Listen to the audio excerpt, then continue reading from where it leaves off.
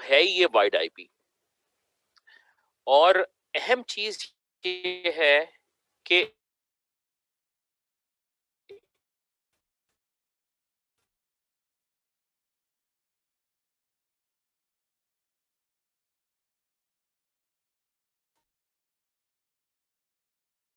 Wide IP doesn't represent the IP. ये IP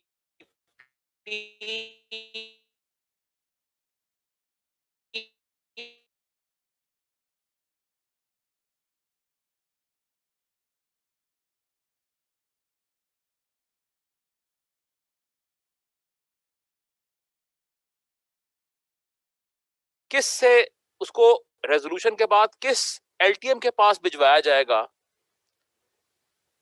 ठीक है, वो एक रिलेशनशिप होता है जो कि वाइड आईपी के अगेंस्ट पूल या वर्चुअल सर्वर्स दोनों डिफाइन किए जाते हैं। अब मैं आपको एक स्लाइड दिखाने लगा हूं, which is very interesting slide और बड़ी अहम स्लाइड है समझने के लिहाज से। ये पॉइंट मैं पहले बता चुका हूं आपको कि wide IP maps fully qualified domain name, it is equivalent to a fully qualified domain name.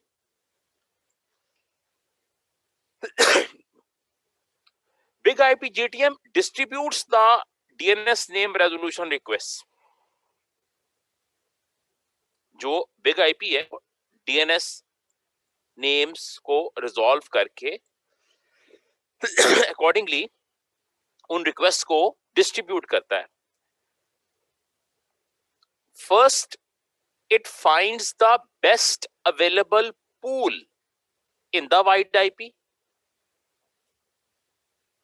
and then it finds out the best available virtual server within that pool.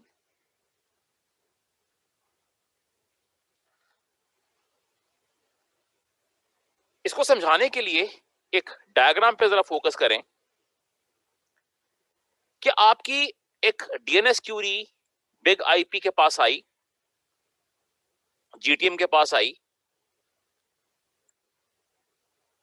और इस जीटीएम के अंदर दो अदद पूल्स हमने define किए हुए हैं। तो जो पहला लेवल है डिसीजन मेकिंग का वो यहां होता है कि पूल ए चूज करना है या पूल बी चूज करना है। मिसाल के तौर पे पूल ए के अंदर हमने दो एलटीएम ऐड किए हुए हैं या दो वर्चुअल सर्वर्स ऐड किए हुए हैं एक पूल के अंदर, और पूल बी के अंदर हमने एक वर्चुअल सर्वर ऐड किया हुआ है। तो पहले स्टेप में जो डिसीजन मेकिंग होती है वो होती है कि अच्छा यार कौन सा वाला पूल, ए या बी, और दूसरे लेवल पे ये डिसीजन मेकिंग होती है कि उस पूल के अंदर वर्चुअल सर्वर कौन सा वाला, ए या बी। ये दोनों पूल्स ये रिप्रेजेंट करते हैं उस वाइड आईपी को।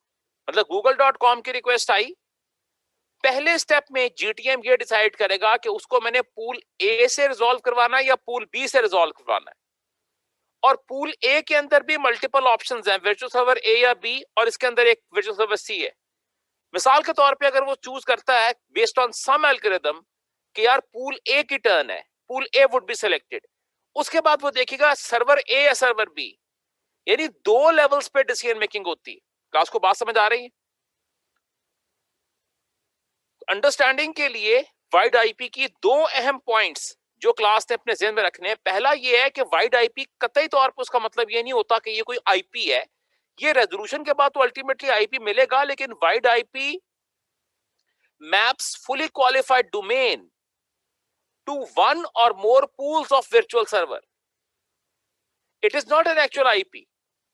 It is a fully qualified domain name being load balanced across data centers.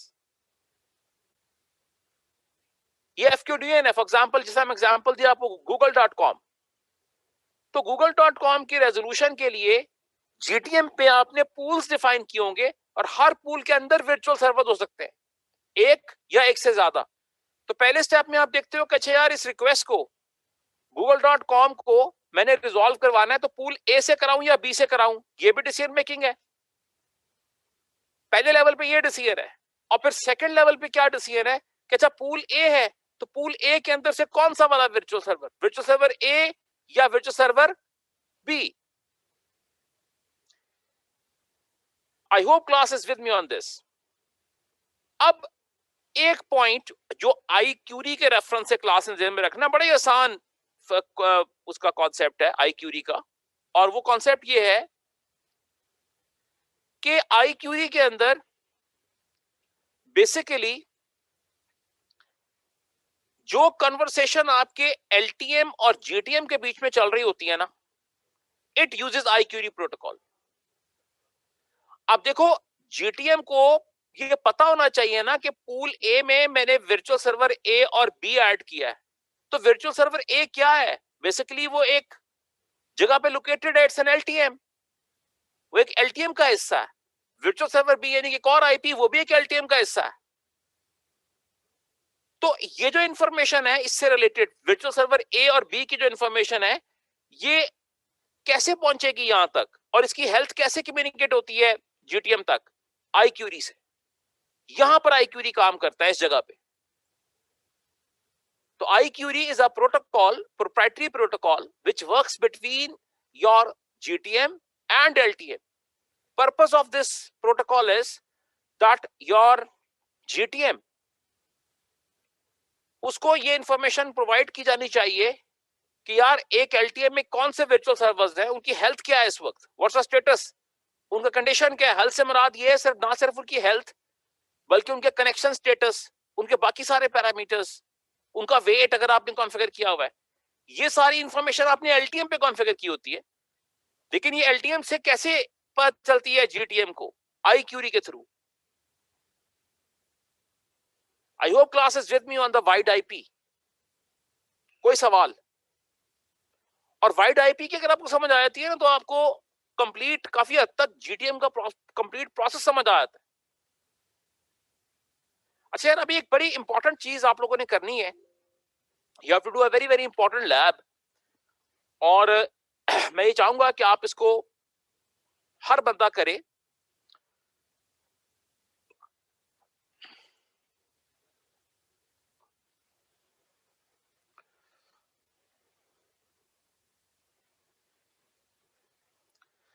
ये बेसिकली लोड बैलेंसर की बेसिक लैब है. अभी तक की डिस्कशन में हमने ये डिस्कस किया, और हमें पता है कि बिग आईपी पे एक मैनेजमेंट नेटवर्क होता है या मैनेजमेंट पोर्ट होता है. उस मैनेजमेंट पोर्ट के ऊपर एक आईपी एड्रेस होता है, और उस आईपी एड्रेस के थ्रू हम उसको एक्सेस कर सकते हैं. मैं इसकी बहस में नहीं जाऊंगा कि एक्सेस करके या मैनेजमेंट आईपी क्या देना है, गेटवे क्या डिफाइन करना है, लाइसेंसेस कैसे लोड करने हैं, क्योंकि ये काम हम पिछले 3 दिन से कर रहे हैं और मुझे उम्मीद है कि आप सब लोगों ने कर लिया होगा. अब इस वक्त स्टेटस ये है कि हमारे पास डिवाइस मौजूद है बिग आईपी की, और वो बिग आईपी की जो डिवाइस है उसके अंदर ये कैपेबिलिटी है कि वो उसके अंदर 30 डेज के लाइसेंसेस भी लोडेड है. आपने उसके इस डिवाइस को कनेक्ट करना है एक्सटर्नल नेटवर्क से और इंटरनल नेटवर्क से. जब मैं इंटरनल नेटवर्क कहता हूं तो उसका मतलब है सर्वर 1, सर्वर 2 और सर्वर 3. आप में से जिन लोगों ने लैब बिल्ड की है और जिन्होंने इसको एक्सेस किया है, they will bear me out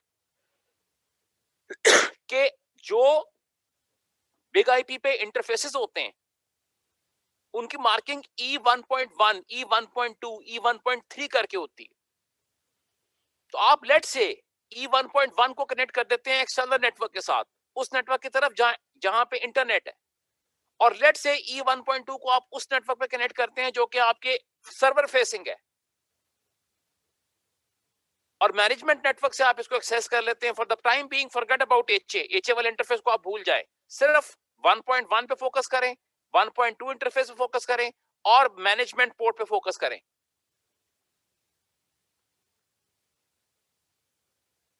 आप लोगों ने इसको VMware पे इंस्टॉल किया है, और VMware पे जो इंस्टॉलेशन होती है उसके अंदर इस तरह से आप इनको कनेक्ट कर सकते हो.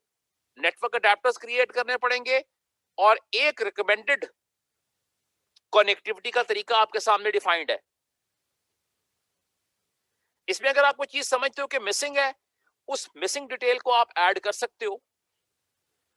अब इसमें एक चैलेंज जो कि क्लास को फेस हो सकता है वो ये है कि आप कह सकते हैं कि सर ये जो सर्वर्स हैं, ये तो 3 सर्वर मैं चलाऊंगा, एक मेरी मशीन है उसमें VMware है, VMware में बिग आईपी चल रहा है, इधर मेरा टेस्ट मशीन है, अगर राउटर भी मैं लगाना है तो ये इतनी डिवाइसेस मैं एक मशीन पे कैसे चलाऊं, खास तौर से ये सर्वर्स, टेस्टिंग सर्वर्स। तो उसका तरीका भाई ये है कि मैं आप लोगों के साथ व्हाट्सएप ग्रुप के ऊपर सर्वर्स शेयर कर रहा हूं। ये ओवीए फॉर्मेट के अंदर रेडी सर्वर्स हैं, इनको सिर्फ आपने इंपोर्ट करना है। You just have to import.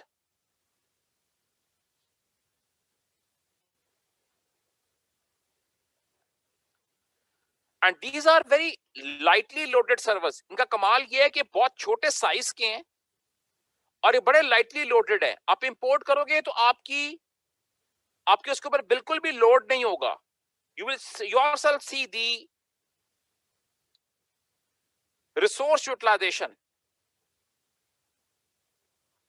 मैं आपको ये रिकमेंड करूंगा कि ये 3 सर्वर्स जो मैंने आपके साथ व्हाट्सएप ग्रुप पे शेयर कर लिए हैं, इनको आप इस्तेमाल करें और इस कनेक्टिविटी के थ्रू अपनी लैब को बिल्ड करें। जो ये VMware की इंफॉर्मेशन है, इसकी जो स्लाइड्स हैं वो भी मैंने आपके साथ शेयर कर ली हैं, और जो ये सर्वर्स के इमेज हैं इनको भी शेयर कर लिए। क्लास ने ऑलरेडी एक्सेस किया हुआ है बिग आईपी को, मींस के बिग आईपी का इमेज क्लास के पास ऑलरेडी है। तो अभी सिर्फ आपने ये एडिशनल कनेक्टिविटी करनी है इन सर्वर्स की, और यहां पर एक टेस्टिंग मशीन लगा ले। लेकिन एक बात याद रखिएगा कि बिग आईपी की लर्निंग के अंदर, F5 की लर्निंग के अंदर, this lab is extremely important, क्योंकि ये फर्स्ट स्टेप है। जो बंदा इसको नहीं करेगा, यकीनी तौर पे वो अगली लैब्स को भी अटेम्प्ट नहीं कर सकेगा। तो प्लीज इसको सीरियसली करें, डोंट वेस्ट टाइम। जो इसमें क्रिटिकल चीज थी वो मैंने आपके साथ शेयर कर ली, वो था सर्वर्स। यहाँ पे अगर आप विंडोज सर्वर लगाएंगे 2008 या 2012 तो वो ठीक ठाक रिसोर्सेज लेता है। ये बहुत स्मार्ट साइज 50-55 MB वाला सर्वर है, बना बनाया, और जब आप उसको चलाएंगे तो वो रेड, ग्रीन और ब्लू, ये तीनों कलर्स बकायदा आपको नजर आएंगे। इसका मतलब है कि जब हम इसको एक दफा ऑपरेट कर लेते हैं और फिर इसकी कॉन्फ़िगरेशन करते हैं, तो जब हम लोड बैलेंसिंग करेंगे तो वो लोड बैलेंसिंग कनेक्शंस के हमें दिखाएगा कि आपने रेड सर्वर से कनेक्ट किया है, ग्रीन से किया है या ब्लू से किया है। आप अगर ये कहते हैं कि इट्स अ राउंड रॉबिन, तो राउंड रॉबिन के अंदर क्या है, पहले रेड ग्रीन एंड ब्लू, इस तरीके से आप साइकिल में चलते हैं।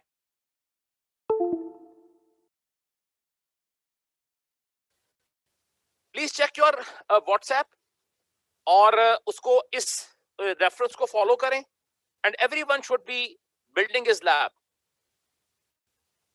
वक्त को जाया मत करें, please don't waste time, and please try to complete this lab in time.